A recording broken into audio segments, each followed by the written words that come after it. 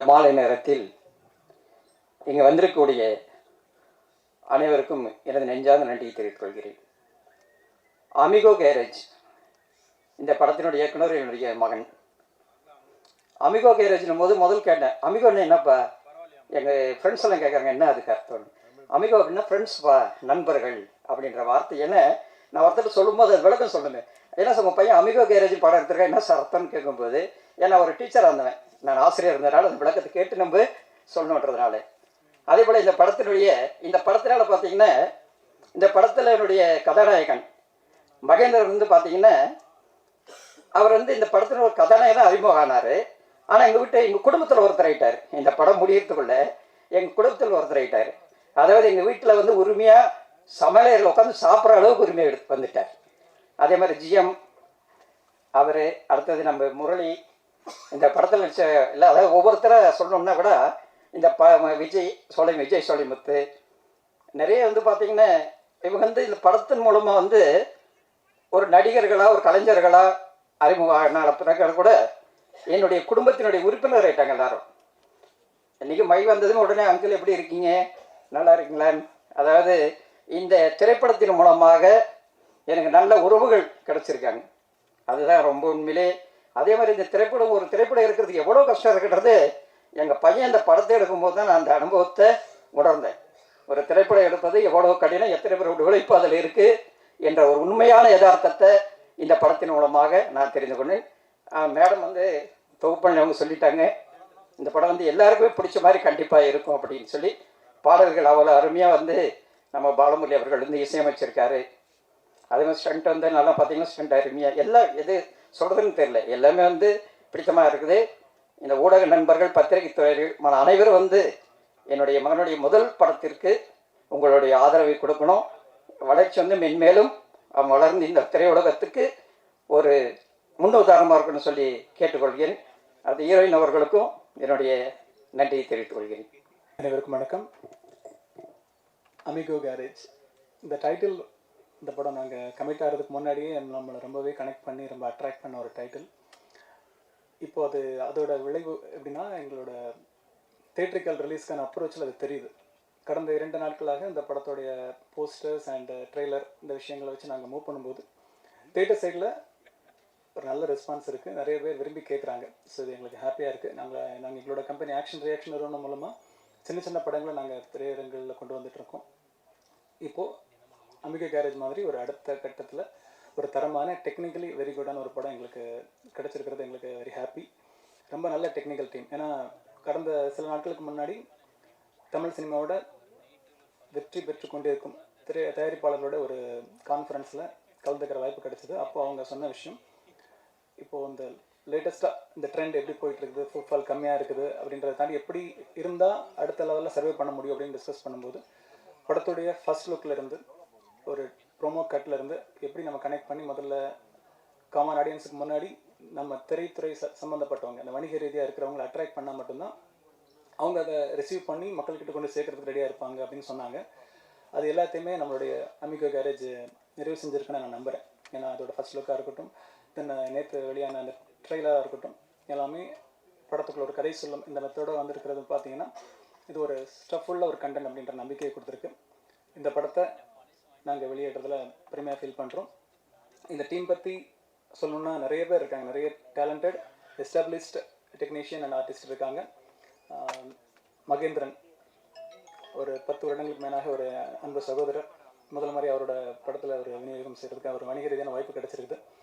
தென் நாயகி, இந்த நாயகியை வந்து நாம் இதுக்கு முன்னாடி வீரன் படத்தில் பார்த்துருப்போம். அவங்க செலக்டிவாக படங்கள் பண்ணிகிட்ருக்காங்க. ரொம்ப சப்போர்ட்டிவாக அந்த ப்ரொமோஷன்ஸ்லாம் நீங்கள் அதர் ஸ்டேட்லேருந்து வந்திருக்காங்க. அதெல்லாம் ஹாப்பியாக இருக்குது. ஏன்னா நிறைய டைமில் சூழ்நிலை காரணமாக வளர்ந்து வரக்கூடிய ஆக்டர்ஸ்க்கு வந்து ப்ரொமோஷனில் கலந்துக்கிறதுக்கு டைம் இருக்காது. ஏன்னா பெரிய ஹீரோஸ் பெரிய ஹீரோயின்ஸ்க்கு வந்து நிறைய டைம் பிளான் பண்ண முடியும், இவங்களால் அங்கேருந்து வர முடியாது. மகேந்திரனும் அதே மாதிரி வேறு ஒரு ஷூட்டை பிளான் பண்ணிட்டு கரெக்டாக வந்திருக்காரு. இந்த மாதிரி இந்த வீக் ஃபுல்லாக எங்களோட ப்ரொமோஷனில் கூட இருந்தாங்க. இப்படி நல்ல சப்போர்ட்டிவான ஆர்டிஸ்ட் கிடச்சிருக்கிறது இந்த படத்துக்கு ஒரே பலம். நல்ல டெக்னிக்கல் டீம், மியூசிக் டைரக்டர், எடிட்டர்னு எவ்ரிதிங், எல்லாருமே ரொம்பவே ஸ்ட்ராங்கான ஆளுங்க. ஸோ இது எங்களுக்கு ஒரு நல்ல ஒரு வரம். இந்த படம் 15ஆம் தேதி ரிலீஸ் ஆகுது தியேட்டரில். விரைவில் அடுத்த கட்ட பிளாட்ஃபார்ம்ஸ் மூலமாகவும் உங்களை என்டர்டெயின் பண்ணும். இந்த வாய்ப்பை கொடுத்த தயாரிப்பாளருக்கு நன்றி. இதை எனக்கு பரிந்துரைத்த நண்பர் ரொசாரி அவர்களுக்கு நன்றி. அனைவருக்கும் நன்றி. எல்லாருக்கும் வணக்கம். மகி வந்து ஃபஸ்ட்டு என்னோட தம்பி மாதிரி ஆனால் தம்பி. ஸோ மகி தான் வந்து ஃபர்ஸ்ட்டு ஒரு நாள் கால் பண்ணி, ஆனால் ஒரு படம் இருக்குது, ஃபர்ஸ்ட் டைம் டைரக்டர், கதை சூப்பராக இருக்குது, நீங்கள் தான் பண்ணோம் அப்படின்னு சொன்னப்போ என் தம்பிக்கு நான் பண்ணாமல் யார் பண்ணுறதுன்ட்டு உள்ளே இறங்கினேன். ஸோ ஒரு தம்பியால் இந்த படம் கிடச்சிது. இந்த படத்தினால பிரசாந்த்னு ஒரு தம்பி எனக்கு கிடச்சான். ஸோ அண்ட் முரளி சார் வந்து ஹி வாஸ் ஸோ கைண்ட். படம் ஒர்க் பண்ணுறதை தாண்டி வந்து நாங்கள் வெளியில் போயிட்டு சாப்பிட்டது தான் அதிகம், ஆல் ரெஸ்டாரண்ட்ஸ் இன் சென்னை. ஸோ ஃபன்னாக இருந்துச்சு இந்த படம் ஒர்க் பண்ணுறது. பேசிக்கலி பிரசாந்த் வந்து அவரே வந்து ஒரு மியூசிஷியன், அதனால் வந்து எனக்கு வந்து இதில் இந்த பாட்டிலலாம் ஒர்க் பண்ணுறது வந்து ரொம்ப மியூசிக்கலி ரொம்ப ஈஸியாக இருந்துச்சு. இது வரைக்கும் நான் பண்ண படத்துலேயே எல்லா பாட்டும் வந்து ஃபஸ்ட் டியூன்லேயே அப்ரூவ் ஆனதுன்னா வந்து அது இதுதான், இந்த படம் தான். எப்பயுமே வந்து ஒரு மியூசிக் டைரக்டர் வந்து ஒரு சுச்சுவேஷனுக்கு வந்து ஃபர்ஸ்ட் டியூன் போடுறப்போ அதில் வந்து அப்படியே ஒரு ஹார்ட் அண்ட் சோல்லேருந்து அப்படியே ஒரு ஹார்ட்லேருந்து ஒரு ஸ்லைஸ் வரும், அது ஆட்டோமேட்டிக்காக அது வந்து மேலேருந்து வரது. ஆனால் அந்த டியூன் அப்ரூவ் ஆகாமல் செகண்டு நம்ம போகிறோம்னு வச்சுக்கோங்களேன், அது எப்பயுமே வந்து ஒரு அசம்பிள்டு டியூனாக தான் இருக்கும். ஒரு A² + B² = 2AB அந்த மாதிரி இங்கேருந்து கொஞ்சம் அங்கேருந்து கொஞ்சம் இதை வச்சு இப்படி போய் எப்படி போகலாம் அப்படின்ட்டு.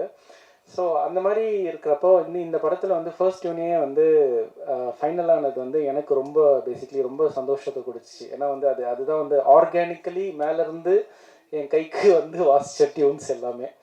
ஸோ ரொம்ப ஹாப்பி. அண்ட் கார்த்திக் எல்லா பாட்டையும் அவர் தான் எழுதினார். ஸோ கார்த்திக் இருந்தால் வந்து எனக்கு ரொம்ப ஈஸியாக இருக்கும் வேலை. டியூன் பண்ணி கொடுத்துட்டா ஃபஸ்ட்டு ஒரு 4-5 லிரிக்ஸ் வேர்ஷன் அனுப்பிச்சிடுவார்.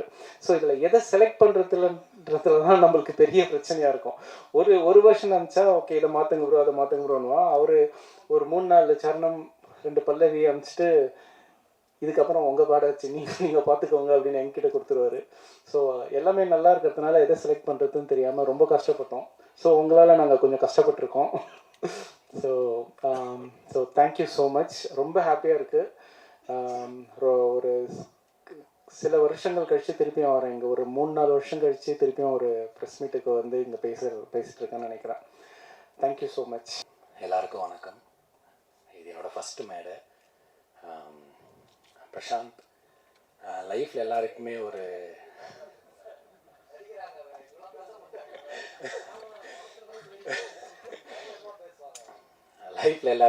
சேஞ்சிங் மூமெண்ட்டுன்னு ஒரு விஷயம் இருக்கும். அது வந்து என் லைஃப்பில் வந்தது பிரசாந்த் தான். ஆக்சுவலாக வேறு ஒரு கெரியரில் இருந்தேன்.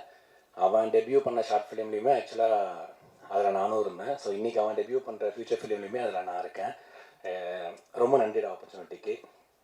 அண்ட் விஜய், ஸோ எல்லாருமே இங்கே ஃப்ரெண்ட்ஸ் ஆக்சுவலாக. ஸோ மகி, விஜய், அசோக் அண்ணா, சக்தி, ஸோ அப்பா, முரளி அண்ணா, ஜினிஷ் அண்ணா, ஸோ எல்லாருமே பார்த்தீங்கன்னா ஒரு கிட்டத்தட்ட ஒரு 8 to 9 years ஃப்ரெண்ட்ஸாக தான் இருக்கும்.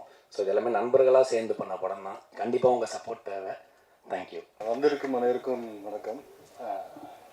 எல்லாம் ஸ்டார்ட் பண்ண தெரியல. என்னோட ஃபஸ்ட் படம் நடிக்கிறது.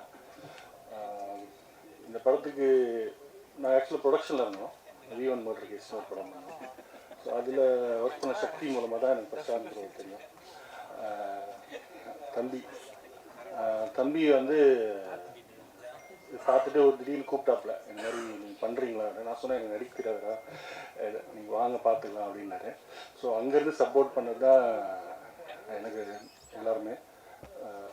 அங்கே ஒரு தம்பி, நம்ம தாஸ், தசரதி, அப்புறம் டிஓபி, அப்புறம் விஜயண்ணா, அப்புறம் மை கூட நல்ல க்ளோஸ் ஆகிட்டோம். ஸோ அடுத்தது நாங்கள் ஒரு ப்ராஜெக்ட் ஒன்று பண்ணிட்டுருக்கோம், அது கூட்டி சீக்கிரம் வரும். அண்ட் அப்பா இல்லை, அவர் சொன்ன மாதிரி தான் எல்லாரும் ஒரு ஃபேமிலியாக இருந்தாங்க இங்கே. எல்லாருக்கும் நன்றி. அப்புறம் என்னோடய ஒய்ஃப் வந்திருக்காங்க, ஸோ அவங்களுக்கு நன்றி. என் பசங்க, தேங்க்யூ. ஊடக நண்பர்கள் அனைவருக்கும் வணக்கத்தை கேட்டுக்கொண்டு, மேடையில் இருக்கிற கலை உலக தூண்கள் இப்போ அவங்க தூண்கள் தான். அதாவது கொரோனாலாம் தளர்ந்து முடிஞ்சு போகிற நேரத்தில் ஒரு நாள் ஒரு ஃபோன் ஒன்று வந்தது. அண்ணா வணக்கண்ணா, நான் தான் மகேந்திரன் பேசுகிறேன். சொல்டா தம்பிண்ணா, ஒரு 2 நாள் ஒர்க் இருக்குண்ணா ஓசூரில், வந்து பண்ணுறீங்களாண்ணா? பண்ணுறேன், பண்ணால் அண்ணனுக்கு என்ன தருவ அப்படின்னு கேட்டேன். நல்ல சம்பளம் வாங்கி தரேன்னா சரின்னு மகேந்திரன் தம்பியை நம்பி அங்கே ஷூட்டிங் போனேன். ஒரு நாள் நன்றாக கவனித்தார்கள். அதாவது எப்படின்னா அது நம்ம ஷூட்டிங் போன மாதிரியே தெரியல. எல்லோரும் வந்து அந்த நேரத்தில் வந்து பார்த்திங்கன்னா சாப்பாடுலாம் பெரிய ஹோட்டல்ஸ் அதெல்லாம் எதுவுமே கிடையாது, உடனே போய் வாங்க முடியாது. அந்த நேரத்தில் வந்து ரொம்ப அருமையாக கவனிச்சாங்க. உங்களுக்கு என்ன வேணும், நமக்கு என்ன வேணுமோ அதெல்லாம் ப்ரொவைட் பண்ணாங்க. அது ஒரு பெரிய விஷயம். அப்புறம் ஐயா தயாரிப்பாளர் வந்து சொன்னார், அவங்க வந்து மகேந்திரன் வந்து எங்கள் வீட்டு அடுப்படிக்குள்ளேயே வந்து சமைச்சு சாப்பிடுவாருங்க. நான் 2 நாள் தான் ஒர்க் பண்ணேன், வீட்டு வாசல் வரைக்கும் தான் போக முடிஞ்சுது. இன்னும் ஒரு வாரம் சொல்லி ஒர்க் பண்ணியிருந்தேன்னா அடுப்படி வரைக்கும் நான் போய் அருமையான ஒரு படம். ட்ரெய்லர் பார்த்தோம். Amigo courage. அவங்க சொன்ன அமிகோனா என்னன்னு சொன்னாங்க, நண்பர்கள் அப்படின்னு. ரொம்ப அருமையான நண்பர்கள். அந்த நண்பர்களோட வந்து சேர்ந்து ஒர்க் பண்ணதில் வந்து மிகப்பெரிய ஒரு பெருமை. பாடல்கள்லாம் வந்து ரொம்ப அருமையாக வந்தது. என்றைக்குமே பார்த்தீங்கன்னா ஒரு படத்தோட பாடல்கள் அருமையாக வந்திருக்கு அப்படின்னா ஒன்று அந்த இயக்குனர் வந்து பாடலை ரசிக்கக்கூடியவங்களாக இருக்கணும், இல்லைன்னா வந்து அவருக்கு இசை ஞானம் இருக்கணும். இப்போ தான் தெரிஞ்சது அவர் இசைக்கலைஞன் என்பது. நானும் ஒரு இசைக்கலைஞன், வயலின் வாசிப்பேன். அதனால் ரொம்ப அருமையாக இருந்தது. எனக்கு ஒரு சந்தேகம், அந்த லிரிக் இதில் போட்டது வந்து சும்மா அது பாட்டே அதுவா இல்லை அதுக்கப்புறம் ஷூட் பண்ணது இருக்குதா? அது இல்லை, இதுவே நல்லா இருக்குது பார்க்கும்போது. அந்த ஃபோட்டோஸில் நீ சிரித்தால் அப்படின்னா அவர் சிரிக்கிறாப்புல, உன் மீது கோபம் கொண்டேன் அப்படின்னு பார்த்தா கோபம் வர்ற மாதிரி இதே ஒரு எடுக்கலாம் போட்டுருக்குது ஃபோட்டோ மட்டும்.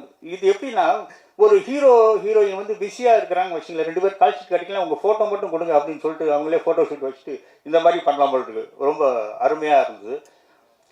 பாடலுக்கு அருமையானது. நல்ல ஒரு பாடல் கவிஞர் கார்த்திக் அவர்களுக்கு வாழ்த்துக்களை தெரிவிச்சுக்கிறேன். மியூசிக் டைரக்டர் வாழ்த்துக்கள் தெரிவிச்சுக்கிறேன். அப்புறம் இயக்குனர் ரொம்ப அருமையான தம்பி. அதாவது ரொம்ப அது அப்படி வேலை வாங்கினது பார்த்தீங்கன்னா ரொம்ப அருமையாக வேலை வாங்கியிருந்தார். நம்மக்கிட்ட என்ன இருக்குது, எப்படி வந்து ஒர்க்கு வாங்கினா வந்து ரொம்ப ஃப்ரெண்ட்லியாக பண்ணியிருந்தாப்புல. நான் வந்து ஒரு சின்ன வேஷம் தான் பண்ணாலும் ரொம்ப அருமையாக வந்திருக்குது. அனௌஷா டப்பிங்லாம் பார்த்தேன். இந்த அமிகோ கரேஜ் வெற்றி படமாக மாற இறைவனை வேண்டுகிறேன். அனைவருக்கும் வணக்கம். அமிகோ கேரேஜ் ஆர்வத்திலே அமிகோ கேரேஜ் இந்த படம் வந்து ரொம்ப நாளாக நாங்கள் வெயிட் பண்ணிட்டு இருந்த படம். எல்லாரும் சொன்ன மாதிரி இந்த டீம் எனக்கு ரொம்ப புதுசான ஒரு டீம். மகிவை தான் எனக்கு தெரியும், 10 வருஷமாக ஃப்ரெண்ட்ஸு. நாங்கள் விழாக்கு அப்புறம் இப்போ தான் வந்து சேர்ந்து நடிக்கிறோம். மற்ற டீம் எல்லாமே புதுசு. அப்புறம் தாசரதி கரெக்டாக சொல்லிட்டானா, தாசரதி அவனுக்கு தெரியும். மற்றபடி டீம் எல்லாமே பழைய டீம், புது டீமா. அப்புறம் இப்போ பழகினதுக்கப்புறம் ஃபேமிலி ஆகிட்டா. அப்பா சொன்ன மாதிரி அவர் கையால் தான் சாப்பிட்றது, சாப்பிட்லன்னா அடிப்பார். அந்த மாதிரி ஃபேமிலியோட வந்து ரொம்ப சந்தோஷமாக இந்த படம் ஷூட் போச்சு. ஷூட்டிங்கே ஃபுல்லாக ஜாலியாக போச்சு. எல்லாமே மஹி பிரதர்லாம் இருந்தால் சொல்லவா வேணும். நடிக்கிறத விட நாங்கள் ஃபன்னாக இருந்தது தான் அதிகமாக இருந்துச்சு. ஸோ படம் நல்லா வந்துட்டுருக்கு. இதில் வந்து என்ன கேரக்டர்னா, நான் வந்து ஒரு மாதிரி ஃபுல் அண்ட் ஃபுல் ஃபன்னாலாம் இல்லாமல் ஒரு மாதிரி கேரக்டர் ரோல் மாதிரி பண்ணி அதுக்குள்ளே கேங்ஸ்டரில் எதுக்கு கேங்ஸ்டர்னு சொன்னால் நீ என்ன பண்ணுறதுன்னு கேட்பாங்க. அதனால் கேங்ஸ்டரில் வந்து நான் கொஞ்சம் வித்தியாசமான ஒரு கேங்ஸ்டர், கொஞ்சம் ஃபன் பண்ணுற மாதிரி அப்பப்போ நடந்ததில்ல. நான் முடிச்சுட்டு ஸோ அந்த மாதிரி சின்னதாக பண்ணியிருக்கேன் ஒரு கேரக்டராக. நான் கொஞ்சம் அதிகமாக அதாக பண்ணாலும் டேரக்டர் வந்து பார்க்கறதுக்கு ரொம்ப அமைதியாக இருப்பார். ஆனால் அவருக்கு என்ன தேவையோ அதை அழகாக கேட்டு வாங்கிடுவார். ரொம்ப சாஃப்ட்டு. அவர் கேட்கும் போதே வந்து நம்மளுக்கு ஓகே ஓகே ஓகேன்னு தோணும். ரொம்ப சந்தோஷம் இந்த டீமில் வந்து நடித்து வந்ததுக்கு. Thank you so much. எல்லோரும் படம் பார்த்து சப்போர்ட் பண்ணுங்கள். எல்லாருக்கும் வணக்கம். எல்லோரும் நல்லா இருக்கீங்களா? அமிகோ கேரேஜ் ஒரு நல்ல படமாக வந்திருக்கு. எல்லா மேடையிலும் எல்லோரும் சொல்கிறது தான். ஆனால் நான் உண்மையிலே சொல்கிறேன், ரொம்ப ஒரு அருமையான கதைக்களத்தோடு வந்திருக்கிற ஒரு படம். ஆக்ஷன், சென்டிமெண்ட் எல்லாம் கலந்த ஒரு படம். அப்புறம் என் மேடையில் இருக்கிற எல்லாருக்கும் நன்றி. முக்கியமாக இயக்குனருக்கு, அப்புறம் எல்லா இணை துணை இயக்குனர்களுக்கு, அப்புறம் இந்த படத்துக்குள்ளே நான் வர்றதுக்கு மெயின் காரணமான அந்த தர்மா அவருக்கு நன்றி தெரிவிச்சுக்கிறேன். மாஸ்டர் மகேந்திரன் அவர் ஹீரோ மாதிரியே பழக மாட்டார், ரொம்ப ஒரு அற்புதமான நண்பர் மாதிரி பழகுவார். அவர் மாஸ்டராக அறிமுகமானார், ஆனால் இன்றைக்கி மாஸ்டர் ஆஃப் ஆர்ட்ஸ் மாதிரி ஒரு வளர்ந்து நிற்கிறாரு. ஸோ அவர் இன்றைக்கி வேறு மாஸ்டர் மகேந்திரனுக்கு வேறு அர்த்தம் ஆயிடுச்சு இப்போது. So is master of arts Mahendran. ரொம்ப நன்றி. எப்பவும் போல் பத்திரிகை மீடியா நண்பர்கள் வந்து படத்தை நல்லா எழுதுங்க. நாங்கள் எல்லோரும் நானும் வளர்வதற்கு உங்கள் ஒத்துழைப்பு வேண்டும். எல்லாருக்கும் வணக்கம். நம்ம டீமுக்கு எல்லாம் ரொம்ப சந்தோஷம் ஆயிட்டு. ஏன்னா நான் 2 இயர்ஸாக வெயிட் பண்ணிகிட்டே இருக்கு. Finally amigo garage is getting released. நான் வீரனுக்கு எல்லாம் முன்னே பண்ணியிருக்கிற படம் தான். ஸோ இப்போ தான் ரிலீஸ் ஆக போகுது. ரொம்ப சந்தோஷம் அதுக்கு. எனக்கு ஃபஸ்ட்டு மூவியில் ஜாயின் பண்ணும்போது தமிழ் அவ்வளோ தெரியாது. இப்போது ஓரளவுக்கு மேலே நல்லா பேச ஆரம்பிச்சிட்டுன்னு நினைக்கிறேன். So Prashanth sir, Mahi, the whole cast and க்ரூக்கு எல்லாருக்கும் ரொம்ப ரொம்ப நன்றி. நீங்கள் எல்லாரும் தியேட்டரில் போய் படம் பாருங்கள், எங்களை சப்போர்ட் பண்ணுங்கள். Thank you so much. வணக்கம். வந்திருக்கிற press and media, online channels எல்லாருக்குமே வணக்கம். ஸ்டேஜில் இருக்கிற எல்லாருக்கும் வணக்கம். அமிகோ கேரேஜ் இது என்னோட ஒரு 2.5 இயர்ஸ் ட்ராவல்.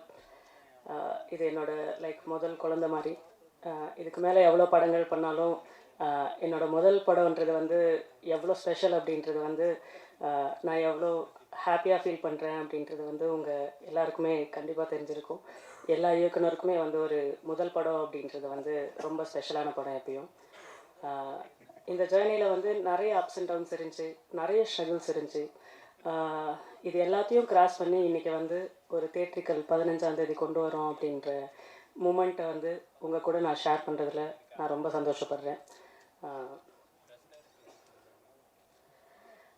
இந்த ஜேர்னியில் எனக்கு நிறைய பேர் என் ட்ரீமை ரியாலிட்டியில் பார்க்குறதுக்கு நிறைய பேர் ஹெல்ப் பண்ணியிருக்காங்க. இது எப்படி இந்த படம் எனக்கு ஸ்டார்ட் ஆச்சு அப்படின்னா, நான் ஒரு ஆஃப்டர் கோவிட் நாங்கள் படம் பண்ணலாம் அப்படின்னு நாங்கள் ஸ்டார்ட் பண்ணும்போது, நான் ஹோசூரில் இருந்து வந்திருக்கேன். நான் எல்லாருக்கும் ஹோசூர் தெரியும்னு நினைக்கிறேன். நம்ம பெங்களூரோட, நம்ம தமிழ்நாடோட கடைசி பார்டர். ஸோ அங்கேருந்து எங்களுக்கு பெரிய சினிமா எக்ஸ்போஷர் கிடையாது. அந்த பக்கம் நாங்கள் பெரிய ஷூட்டிங்ஸாவோ இந்த மாதிரி விஷயங்கள்லாம் நாங்கள் பார்த்து பழகினதில்லை. எங்கள் சைட்லேருந்து பெரிய இயக்குநர்களும் யாரும் வெளியே எங்கள் ஊர்லேருந்து வந்ததில்லை. ஸோ அப்படி கம்மியான எக்ஸ்போஷர் இருக்கிற இடத்துலேருந்து எனக்கு நான் முதல் படம் பண்ணும்போது எனக்கு மகேந்திரன் எனக்கு கிடைச்சாரு. அங்கேருந்து அந்த ஜேர்னி ஸ்டார்ட் ஆச்சு. அந்த ஜேர்னி ஸ்டார்ட் ஆன இடத்துலேருந்து அப்போ நாங்கள் எங்கள் சைடு இன்வெஸ்டர்ஸ், ப்ரொடியூசர்ஸ் இந்த மாதிரி நாங்கள் அப்ரோச் பண்ண நாங்கள் ஸ்டார்ட் பண்ணோம். ஏன்னா இங்கே எனக்கு பெருசாக சென்னையில் அப்போ எனக்கு கான்டாக்டில் யாரை எப்படி அப்ரோச் பண்ணணும்னு தெரியாது. இந்த மாதிரி விஷயங்கள்லாம் இருந்தப்போ நாங்கள் எங்கள் ஏரியாலே நாங்கள் யாராச்சும் எங்களுக்கோசரம் பண்ணுவாங்களா அப்படின்ற விஷயத்தில் நாங்கள் ஸ்டார்ட் பண்ணோம். அப்போ ஸ்டார்ட் பண்ணும்போது மொதல் ஆளாக எங்கள் கிரிக்கெட் டீமில் நாங்கள் கிரிக்கெட் விளையாடுவோம், எங்கள் டீம் இருக்கும். ஸோ அதில் அஸ்வின் ஒரு அண்ணா இருந்தார். அவர் ஸ்டார்ட் பண்ணார். நம்ம ஒரு பட்ஜெட் நம்ம பண்ணியிருந்தோம். ஸோ இந்த பட்ஜெட் நம்ம ஒரு 10 ஃப்ரெண்ட்ஸு சேர்ந்து செய்யலாமே அப்படின்ற மாதிரி இனிஷியேட் பண்ணார். ஸோ எனக்கு இது பாசிபிளா அப்படின்ற மாதிரியான ஒரு கொஸ்டின் இருந்தது. ஏன்னா நம்ம ஸ்டார்ட் பண்ணிடுறோம், எங்கேயாச்சும் ஒரு இடத்துல படம் ஏதாச்சும் நம்ம அதை கொண்டு போய் சேர்க்கல அப்படின்னா கூட ஒரு ஆர்டிஸ்ட்லாம் இருக்கும்போது ஸோ அது ஒரு பெரிய ரெஸ்பான்சிபிலிட்டியாக இருக்குமே, இது எப்படி நம்ம ஹேண்டில் பண்ணலாமா என்ன எது அப்படின்ற மாதிரியான ஒரு டவுட்ஃபுல்லான மூமெண்ட் இருந்தது. பட் நம்ம மஹியண்ணா கிட்ட சொல்லப்போ நம்ம பண்ணலாம் அப்படின்னு சொன்னார்.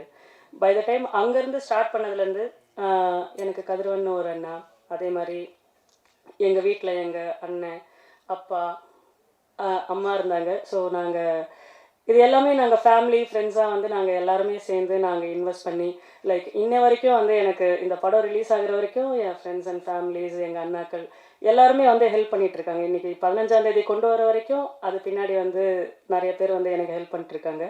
ஸோ அவங்க எல்லாருக்குமே நான் நன்றி சொல்ல கடமைப்பட்டிருக்கேன். தேங்க்யூ, ரொம்ப நன்றி. அந்த ஒரு பியூட்டிஃபுல் இன்ட்ரோக்கு நான் கேட்டேன் எதுக்கு இதெல்லாம் அப்படின்னு. இல்லை நாங்கள் நிறைய ஹீரோஸ் பேசுகிறோம், உங்களுக்கு முன்னாடி எப்படி பேசாமல் இருப்போம் அப்படின்னாங்க. நான் என்றைக்குமே ஒரு ஹீரோ கிடையாது, உங்கள் வீட்டு பையன்தான். அண்டு ரொம்ப நன்றி, உங்கள் எல்லாருக்கும் ரொம்ப தேங்க்ஸ். நான் சாங் டெலிகாஸ்ட் ஆகும்போது நான் கேட்டேன் பிரசாந்த் கிட்ட, பிரசாந்த் நம்ம ப்ரெஸ் எல்லாருமே வந்திருக்காங்க, எவ்வளோ நேரம் இருப்பாங்கன்னு தெரியாது, அவங்களுக்கெல்லாம் ஓகேவா, டைம் ஓகேவான்னு நான் கேட்டேன். அப்போ அவங்க சொன்னான், இல்லைனா அவங்க தான் சொன்னாங்க, பரவாயில்லப்பா நீ போடுப்பா, நாங்கள் எல்லாத்தையும் பார்க்குறோன்னு சொன்னாங்க. அந்த ஒரு பொறுமைக்கு உங்கள் எல்லாருக்கும் ரொம்ப ரொம்ப நன்றி. Thank you so much, thank you.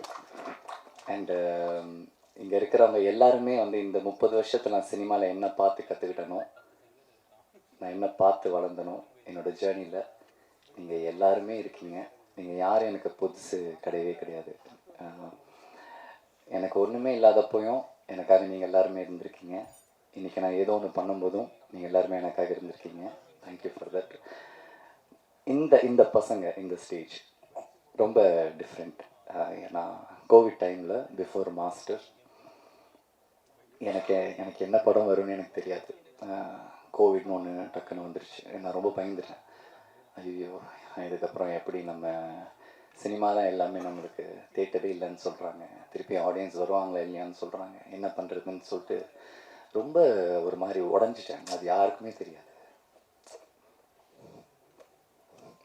பயந்துட்டு நான் சினிமா தான் எனக்கு இல்லை. இப்போ ஒரு கால் ஒரு பையன், ஆனால் நான் ஒரு டாக்குமெண்ட்ரி பண்ணலாம். Okay, super. ஆனால் எனக்கு ஒரு 10 நாள் உங்களுக்கு வேணும் அப்படின்னு கதை கேட்டேன். சூப்பராக பண்ணேன். அப்புறம் அவன் எடுத்த இதுக்கு முன்னாடி எடுத்த அந்த சின்ன ஒரு பைலட் ஒன்று அமிச்சான். ரொம்ப நல்லா இருந்துச்சு. 2 லைட்ஸ் தான். ஒரு க்ரைம் த்ரில்லர். அதுக்கப்புறம் திருப்பி டாக்குமெண்ட்ரின்றான். நான் சொல்கிறேன், உனக்கு என்னடா பிரச்சனை, ஏன் திருப்பி நீ டாக்குமெண்ட்ரிக்கு பாரு, தேட்டருக்கு வாடா. தேட்டரே இல்லைன்றாங்க, பயமாக இருக்குது. பெரிய படம்லாம் ஓடிடின்றாங்க, பயமாக இருக்குடா. நம்மளும் அது தேட்டருக்கு பண்ணலாம், வா. எனக்கு சம்பளமே வேணாம், நான் பண்ணுறேன், நான் நடிக்கணும், ஆடியன்ஸ் என்டர்டெயின் பண்ணணும், வா தேட்டருக்கு போகலாம் நான் சொன்னேன். ஓகேன்னு சொன்னேன். நான் செம்ம ஹாப்பி. என்னடா டக்குன்னு ஓகேன்னு சொல்லிட்டேன். ஓகே அப்படின்னு பார்த்தா அப்புறம் போகிறான். அவங்க அப்பா ஹெல்ப் பண்ணுறாங்க, அவங்க அண்ணன் ஹெல்ப் பண்ணுறாங்க, அவங்க ஃப்ரெண்ட்ஸ் ஹெல்ப் பண்ணுறாங்க. ஒரு சினிமாவை காப்பாற்றுறதுக்கு சினிமாவில் இருக்கிறவங்க சினிமா எடுக்கல, யாரோ ஒரு கிரிக்கெட் டீமில் இருக்கிறவங்களுக்கு இந்த படம் ஆரம்பிக்கிறது ஹெல்ப் பண்ணியிருக்காங்க. That is the power of cinema. அதுக்கப்புறம் வரான், எடுக்கிறான். அப்புறம் ஆஸ் யூஷுவல் தேட்டருக்கு வர்றதுக்கு நம்மளுக்கு ரொம்ப கஷ்டமாக இருக்கும்ல. சின்ன படம், நம்மளுக்கு ப்ரொமோஷன்ஸ் இஷ்யூஸ் இருக்குது. அப்புறம் என்னால் என்னென்ன முடியுமோ எனக்கு பிடிச்ச என்னுடைய டெக்னீஷியன்ஸ், இவங்க நல்லா பண்ணுவாங்கன்னு நினச்சி என்னுடைய டெக்னீஷியன்ஸ், என்னுடைய ஃபைட் மாஸ்டராக இருக்கட்டும், என்னுடைய மியூசிக் டைரக்டராக இருக்கட்டும், இந்த சிரிகானாக இருக்கட்டும், இந்த கோபாலாக இருக்கட்டும், என்னால் என்னென்னலாம் ஒரு படத்தை தூக்கிட்டு வர முடியுமோ. ஏன் அப்படின்னா என் படத்தை நான் தானே காப்பாற்றணும், வேறு யார் காப்பாற்ற நான் வெயிட் பண்ணிகிட்டே இருப்பேன். அது பண்ண முடியாது என்னால். அவங்க அப்பா இன்வெஸ்ட் பண்ணியிருக்காரு. அந்த டைமில் அவங்க அம்மா வேறு அவன் கோவிலில் இழந்துட்டான். அவங்க அம்மா கடைசியாக என்கிட்ட சொன்ன வார்த்தை, என் பையனை பார்த்து கொண்டுறாங்க. என்ன பண்ண முடியும், அவ்வளோ பெயின். சரி, ஓகே, இந்த படம் பண்ணிடலாம் அப்படின்னு வந்தேன். ஆஃப்டர் 3 years இன்றைக்கி இந்த படம் தேட்டருக்கு வருது. நான் உங்ககிட்டலாம் ஒன்று தான் கேட்டுக்கிறேன். நாங்கள் பெரிய படம் பண்ணியிருக்கோம், சின்ன படம் பண்ணியிருக்கோன்றதை நீங்களும் பார்க்காதீங்க. நாங்கள் உங்களுக்காக படம் பண்ணியிருக்கோம். உங்கள் 2 hour கொடுங்க. நாங்கள் நல்லது செஞ்சுருக்கோமோ கெட்டது செஞ்சுருக்கோமோ, கரெக்டாக பண்ணியிருக்கோமோ தப்பாக பண்ணியிருக்கோம், எல்லோரும் தேட்டருக்கு வாங்க. சின்ன படம், முடிஞ்ச அளவுக்கு எழுதுங்க, ஹெல்ப் பண்ணுங்கள். இந்த ஸ்டேஜில் இருக்கிறவங்க எல்லாருமே எனக்கு ரொம்ப பிடிக்கும். யாருமே காசு எதிர்பார்த்து காசு கொடு நான் வரேன்னு சொல்லி யாருமே வரல. அதனால தான் இந்த படம் இன்றைக்கி ஸ்டேஜ் வரைக்கும் வந்து March 15th தேட்டருக்கு வருது. இங்கே காசு இங்கே யாருக்குமே முக்கியம் இல்லை. எங்களுக்கு எங்கள் ஒர்க் தான் முக்கியம், எங்கள் படம் தான் முக்கியம். எல்லாருக்கும் ரொம்ப நன்றி. நான் ஐ கான் சே, என்னால் எல்லாருடைய பேரும் சொல்ல முடியல, I am sorry. And action reaction ஜெனிஸ்ண்ணா, தேங்க்யூண்ணா, தேங்க்யூ. ஒரு பிரச்சனை இருக்குது, மகேந்திரனுக்கு ஒரு பிரச்சனை இருந்துக்கிட்டே இருக்குது. மகேந்திரனா, ஓகே, எப்படிப்பா அந்த பையன் ப்ரீவியஸ் ரெக்கார்ட் வந்துட்டு கொஞ்சம் பேடாக இருக்கு, எப்படி அப்படின்ட்டு. அது அது அது எப்படி உடைக்கிறதுனே எனக்கு தெரியல. நானும் வந்துட்டு I am trying my level best. நானும் வந்துட்டு மாஸ்டரில் வந்துட்டு லொக்கேஷனாக எனக்கு ஒரு 10 நிமிஷம் கொடுத்தாரு, ஒன்று பண்ண முடிஞ்சது என்னால். நான் திருப்பியும் லேபிளில் வந்துட்டு அருணா வந்துட்டு அருண் ராஜா காமராஜ்னு ஒரு 10 எபிசோடு குடித்தார், என்னால் பண்ண முடிஞ்சது. இன்றைக்கி பிரசாந்த் எனக்கு ஒரு படம் கொடுக்குறான், எனக்கு வேறு ஒரு டைரக்டர் ஒரு படம் கொடுக்குறாங்க. I am trying my level best.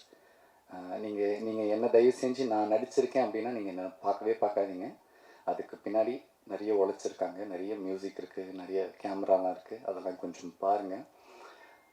ஒரே ஒரு விஷயந்தான் உங்கள்கிட்ட கேட்டுக்கிறேன், சினிமா நல்லா இருக்கணும்னா நீங்கள் எல்லாருமே தேட்டருக்கு வரணும். நீங்கள் எல்லோரும் தேட்டருக்கு வந்தால் மட்டும்தான் சினிமா ஜெயிக்கும். இன்றைக்கி ஏன் ஒரு மலையாள படம் நம்ம தமிழ்நாட்டில் ஜெயிக்குதுன்னா அந்த படம் நல்லா இருக்குன்னு தெரிஞ்சோன்னே எல்லோரும் தேட்டருக்கு போகிறாங்க. நல்லா இருக்குன்னு தெரிஞ்சதுக்கப்புறம் எங்களுக்கு அந்த வாய்ப்பெலாம் கிடையாது. நாங்கள் 15ஆம் தேதி வரோம், ஒரு ஃப்ரைடே சாட்டர்டே சண்டே, அவ்வளோதான். அதில் என்ன ஷோ கிடைக்குதோ அதுதான் எங்களுக்கு திருப்பி நெக்ஸ்ட் வீக் எங்களால் போக முடியும். ஸோ எல்லோரும் தேட்டருக்கு வாங்க, இந்த படம் பாருங்கள். ரொம்ப நன்றி உங்களுடைய டைமுக்கு. Thank you so much for every thing. Thank you. என்னுடைய எல்லா படங்களும் சதீஷ்னா தான் எனக்கு பிஆர்ஓ பண்ணிக்கிட்டே இருக்கார். எனக்கு தெரியாது உங்கள் எத்தனை பேரை வந்துட்டு அவர் எப்படி பார்த்துக்கிறாருன்னு எனக்கு தெரியல. ஆனால் என்னுடைய நிறைய படங்களுக்கு நான் ரொம்ப கம்மி பேமெண்ட் தான் நான் கொடுப்பேன். ஆனால் ப்ரெஸ்ஸை கூப்பிடுங்கன்னு சொல்லுவேன், உடனே கூப்பிடுவார். நீங்களும் எப்படி எனக்காக வந்துக்கிட்டே இருக்கீங்கன்னு எனக்கு தெரியல. என்னால் என்ன உங்களுக்கு பண்ண முடியுதுன்னு எனக்கு தெரியல. ஆனால் ஒன்று சொல்கிறேன், சினிமாவில் நான் ஒரு இடத்துக்கு வரும்போது என் சினிமாவில் இருக்கிறவங்களை எப்படி பார்த்துக்கணும் எனக்கு நல்லா தெரியும். அன்றைக்கி நான் அவங்கள பார்த்துக்கேன். அமிகோ கேரேஜ் ஆக்சுவலாக தமிழ் படங்களுக்கு ஆங்கில டைட்டில் வைக்கிறதுக்கு ஒரு சாரார் குறை சொல்லிட்டு இருக்காங்க. நீங்கள் ஸ்பானிஷையும் கலந்து வச்சுருக்கீங்க, ஸ்பானிஷையும் சொன்னீங்க. ஏன் அது அமிகோ கேரேஜுங்கிறது புழக்கத்தில் இருக்குது, ஏதாவது ஃப்ரெண்ட்ஸ்ன்னு சொன்னீங்க அமிகோ, அது அப்படியே தமிழ்லேயே வச்சுருக்கலாமே? இல்லை, நான் என்னென்னா நான் சொன்னலைண்ணா, அந்த ஜிஎம் சுந்தர் சார் ஒரு கேரக்டர் பண்ணியிருக்காருன்னு சொன்னலைண்ணா. ஸோ அவருக்கு வந்து ஒரு ஸ்பானிஷ் கனெக்ட் இருக்கணும். என்ன அப்படின்னா ஒரு சின்ன ஒரு ஃப்ளாஷ்பேக் இருக்கும் அவருக்கு. அவரோட சின்ன வயசில் ஒரு சின்ன ஃப்ளாஷ்பேக் இருக்கும். அந்த ஃப்ளாஷ்பேக்கில் வந்து ஒரு ஸ்பெயின்லேருந்து ஒரு பொண்ணு மேலே வந்து ஒரு லவ், சின்னதாக ஒரு லவ் இருக்கும்.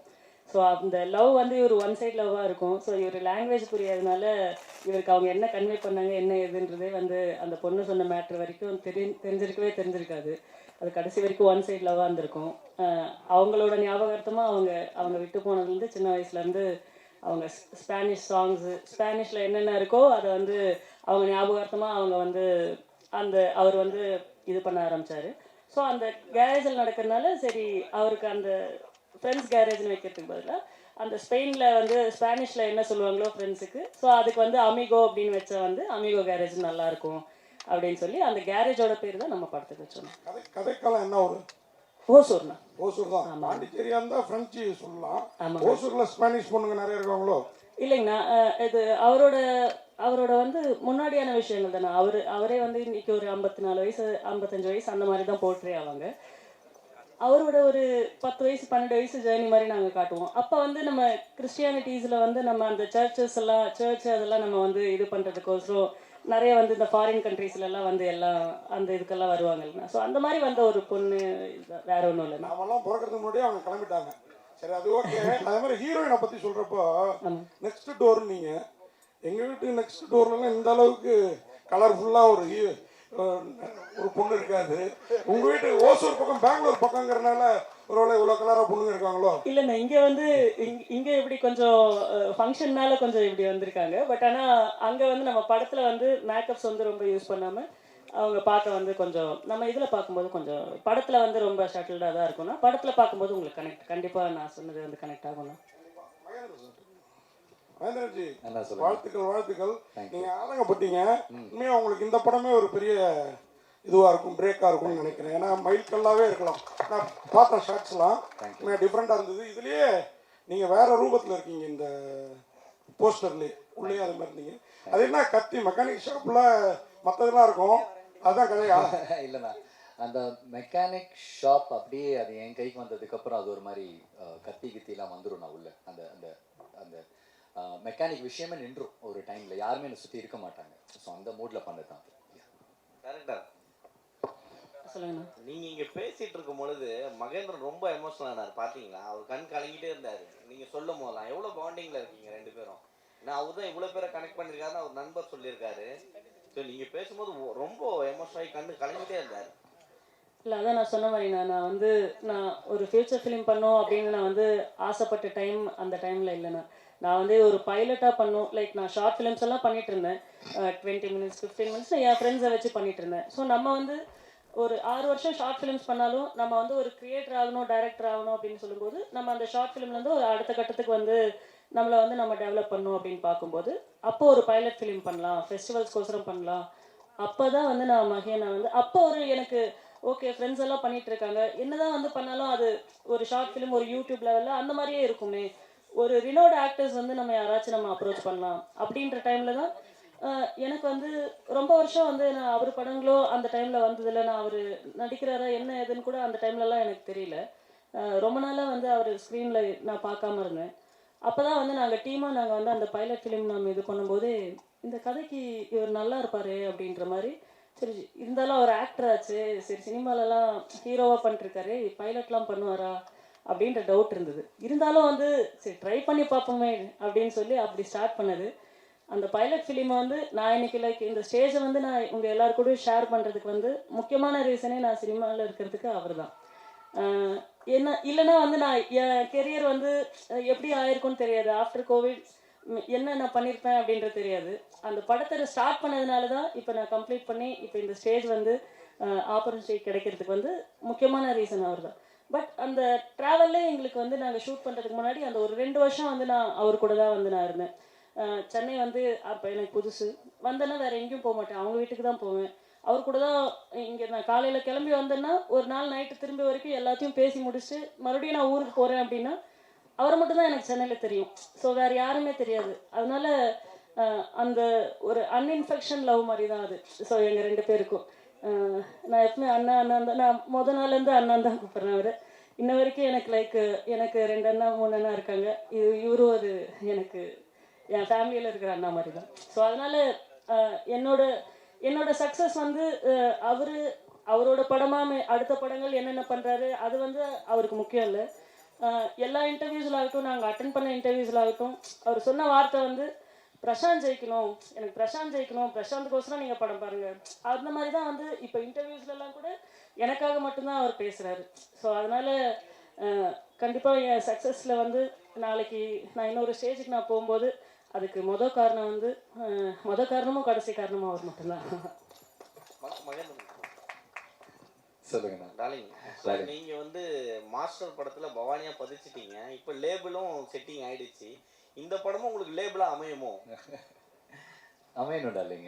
எனக்கு நான் பண்ணுற எல்லா படங்களும் நான் ரொம்ப 100% நான் கொடுக்குறேன். அது என்னுடைய டைரக்டர்ஸும் என்னுடைய ப்ரொடியூசர்ஸ் கிட்ட கேட்டால் அது எனக்கு தெரியும். அது எண்ட் ஆஃப் தி டே ஸ்க்ரீனுக்கு வரும்போது இது எங்கே எப்படி எனக்கு அது புரியவே இல்லை. எனக்கு நான் பயங்கரமாக பண்ணுறேன், என்னென்னமோ பண்ணுறேன், ஆனால் மிஸ் ஆகுது. எனக்கு இந்த படம் லேபிளை தாண்டி எனக்கு இந்த பையன் ஜெயிக்கணும்னு ரொம்ப ஆசை ப்ரோ. ஏன்னா லோகேஷ் மாதிரி தான், சினிமாவே அவனுக்கு எதுவுமே தெரியாது. அவனுக்கு தெரிஞ்சது சினிமா பார்த்துருக்கான். மணிரத்னம் சாருடைய பெரிய ஃபேன். அவன்னா படம்னா என்னன்னா கணத்தில் முத்தமிட்டால் உட்காந்து பார்த்துக்கிட்டு இருப்பான். அவன் டிப்ரெஸ் ஆனாலும் அதான் பார்ப்பான், சந்தோஷமாக இருந்தாலும் அதான் பார்ப்பான். ஸோ அப்படி ஒரு ஃபாலோவராக வந்து வரும்போது, சினிமாவை நம்பி வரும்போது அவனுக்கு நான் கையை கொடுத்து தான் ஆகணும். ஸோ அதனால் என் படம் எல்லாமும் ஜெயிக்கணும், இந்த படமும் கண்டிப்பாக ஜெயிக்கணும். இவனை நம்பி இன்வெஸ்ட் பண்ண எல்லாருமே, என்னுடைய டிஸ்ட்ரிபியூட்டர்லேருந்து என்னுடைய அப்பாலேருந்து, ஸோ எல்லாருக்குமே அது அமையணும் brother. அதான் நான் கேட்டுக்கிறேன். மணிரத்னம் சொன்னதுனால தான் ஹீரோயினை தேடி அவர் படத்துல மெயின் முக்கியமாக அழகா காமிப்பாரு, ஹீரோயின்கள்லாம் தேடி கண்டுபிடிச்சு. நானும் அதை கேட்கணும்னு இருந்தேன். நீங்க பேசுறப்ப எல்லாரையும் சொன்னீங்க, ஹீரோயினை பத்தி மட்டும் குறிப்பிடலையே. ஹீரோனா சொல்லணும்ல. நீங்க ஒரு விஷயம் நீங்க கவனிக்கல, ஸ்டேஜ்ல இருக்கிற எல்லார் பேரையும் சொல்ல முடியல நான் சொன்னேன். ஹீரோயின் பேரை சொல்லிட்டு அதை சொல்லிருக்கணும். ஐயோ அவங்க ரொம்ப பாவம், அவங்க ரொம்ப ஸ்வீட்னா. அவங்க ஃபர்ஸ்டே அவங்க கிட்ட நான் வந்துட்டு டைலாக் பேசுறதுக்காக அந்த சைஷன் ஷாட்ல அவங்கள பார்க்கும்போதே எனக்கே ஒரு பயம்னா வந்து ரொம்ப ரொம்ப ஃப்ரெஷ். அவங்களுக்கு எதுவுமே தெரியாது, சினிமானா என்னன்னு தெரியாது. அவங்க ஒரு குட்டி ஷார்ட் ஃபிலிம்ல ஒரு ஷார்ட் ஃபிலிம் தான் கேரளாவில் பண்ணியிருக்காங்க. அவங்க வந்திருக்காங்க. ஸோ ஃபர்ஸ்ட் திங் அவங்க என்னை பார்த்தா அவங்க எதுவும் பயந்துடக்கூடாது, ஐயோ இவன் ஏதோ பயங்கரமாக நடிப்பா போல இருக்கு அப்படின்ட்டு அவங்கள ஃபர்ஸ்ட்டு நான் ரொம்ப கம்ஃபர்டபுளாக வச்சுக்கணும். ஸோ அதுக்கப்புறம் நல்லா நடித்தாங்க. எங்கள் ஷூட்டிங் நடக்கும்போதே வீரம் அந்த படத்துலேருந்து டைரக்டர் கால் பண்ணி இந்த மாதிரி கேட்டார். டக்குன்னு போனாங்க, படம் ரிலீஸ் ஆச்சு வந்து. So I am very happy for it.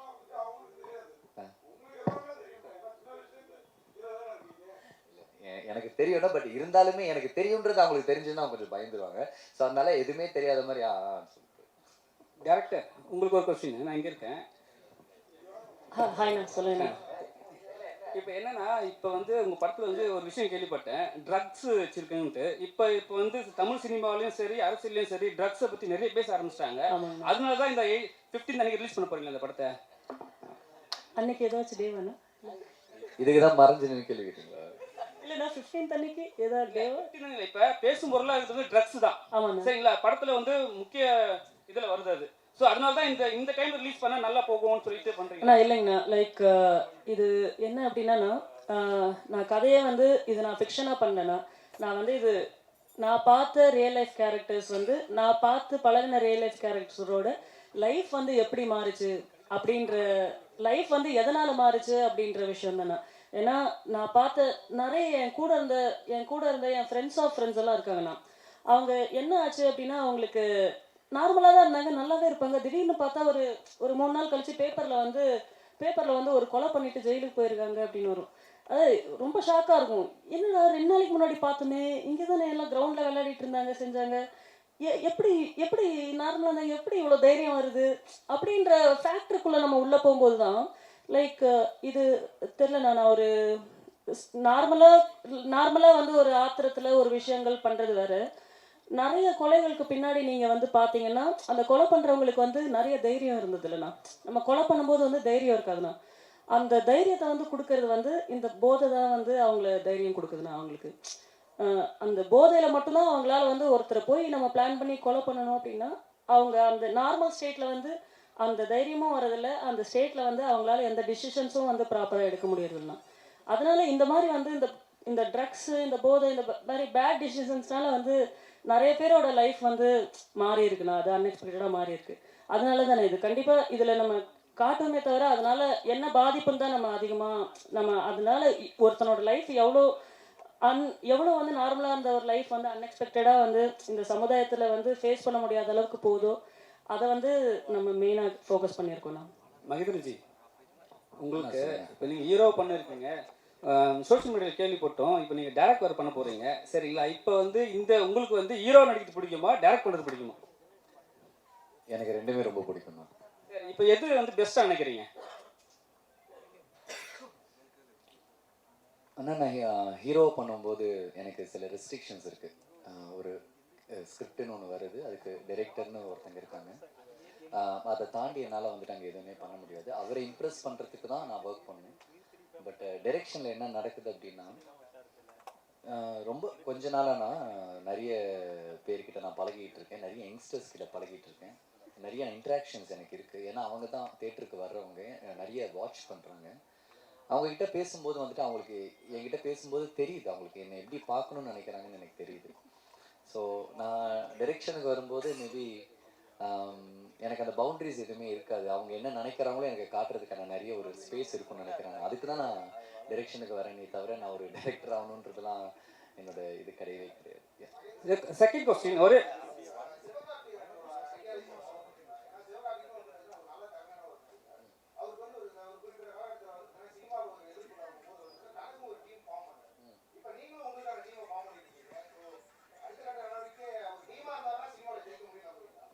இல்லைண்ணா, கண்டிப்பாக தானே. நான் வந்துட்டு ஐ belongs to all the team தான். நீங்கள் இந்த தமிழ் சினிமாவில் நீங்கள் எந்த டேரக்டர்கிட்ட கேட்டிங்கனாலும் அவங்க டீமில் நான் இருக்கேன்.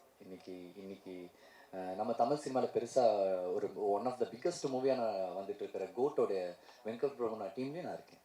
அவங்க கூடயும் நான் பழகியிருக்கேன், அவங்க கூடயும் நான் பேசியிருக்கேன். எனக்கு டீம்லாம் எதுவுமே கிடையாது. நான் எந்த டீமுக்கு போகிறனோ என் டீமுக்கு என்ன உழைக்க முடியுமோ அதை தான் நான் பார்க்குறேன். லைக் தோனி மாதிரின்னு வச்சுக்கோங்களேன். ஒரு தோனி வந்துட்டு எப்படி ஒரு இந்தியன் டீமுக்கு அவர் ஆடும்போது எப்படி ஒரு கேப்டனாக அந்த டீமோட ஒரு விளாட்னாரோ, எப்படி சிஎஸ்கேக்கு வந்ததுக்கப்புறம் திருப்பி கேப்டன் இந்த சிஎஸ்கே தூக்கினாரோ.